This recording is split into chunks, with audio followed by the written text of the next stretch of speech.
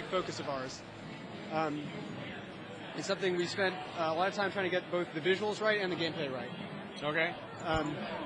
So the sort of ways we're trying to approach Navy to make it interesting are, we have construction yards which are out in the water.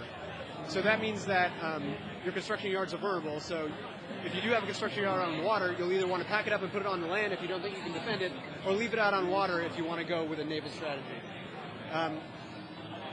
The way we've made naval strategy sort of viable is that we have amphibious units, like the Japanese main battle tank, which we call the tsunami tank. So I'm going to build one of those. When we say unit is amphibious, what we mean is that when it's given a move order out into water, it will contextually turn into its water form without you having to do anything.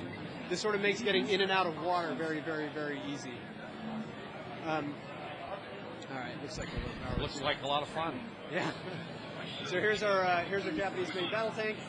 He's got treads just like you would expect from any normal tank. We drive him out towards the water, and his treads will contextually transform into their boat form. And now we've got ourselves a boat which we can use to launch attacks on our enemy's base. So we'll go ahead and drive towards him. All right.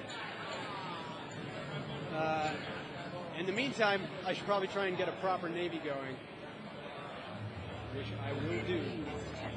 Uh-oh. Looks like the enemy has units. Yeah. Most of them are on the beach. Yeah, there they are, actually. It's a little dog hiding in the water because their dogs are amphibious. Rather than waste my time with him, I'm going to keep running. I'm gunning for a base.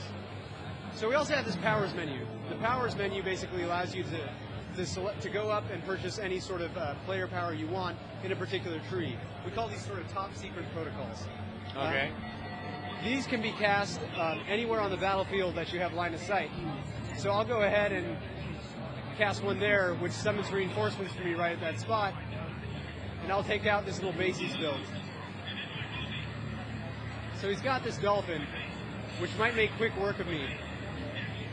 And he's jumping over my units using the dolphin's secondary ability. I wasn't able to get away in time. This is probably why I'm going to have to get a real Navy going.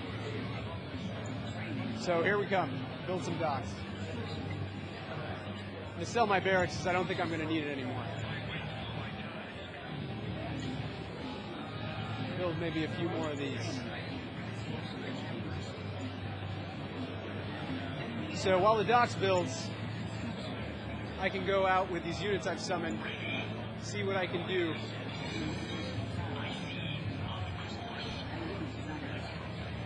So basically his dogs are making quick work of my summoned units, but now he's running for his life.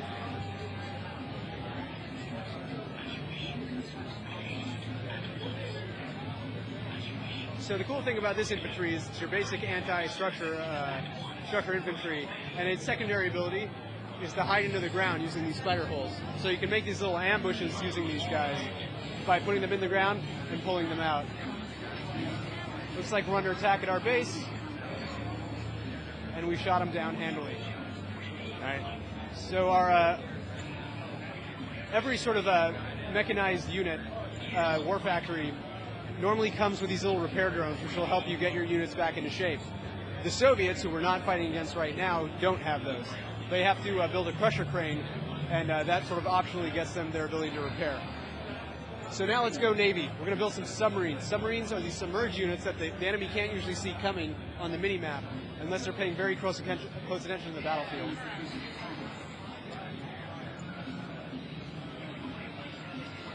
In the meantime, we'll take our helicopters, transform into their air mode, and move them towards the enemy base.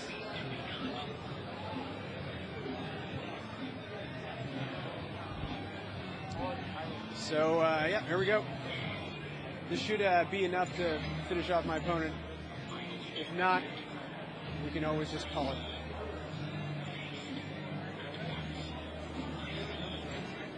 So our helicopters are cool little, go on these little raids, these hit-and-run raids. So we've seen the Allied base here building up on water, because most of the structures in the game can build up on water.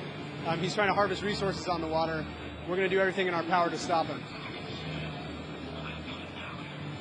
So our submarine is here now, and he's going to make quick work of any Navy units the guy builds.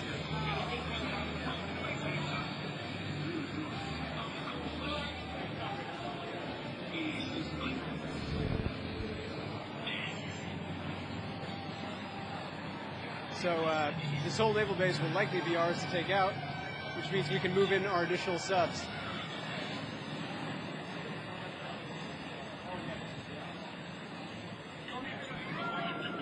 All right. Should wrap it up now. Yeah, they're telling me to wrap it up. All right, well, so that's Command & Conquer Red Alert 3.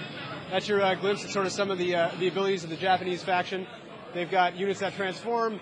They've got units that can sort of do unique secondary abilities like this charge, which will blow up structures. It's sort of like a big self-destruction attack. They've got interesting infantry, a new build mechanic, a different way to take up than both the other factions, and you'll be playing them this holiday season. Sounds great. How do we find out more about it, Amir? You can go to www.redalert3.com. www.redalert3.com. Redalert3.com. Yeah. Okay. Thank you very much. Thanks. Nice to meet you, Amir. Nice to meet you also. Keep in touch. Yeah, absolutely. Show up?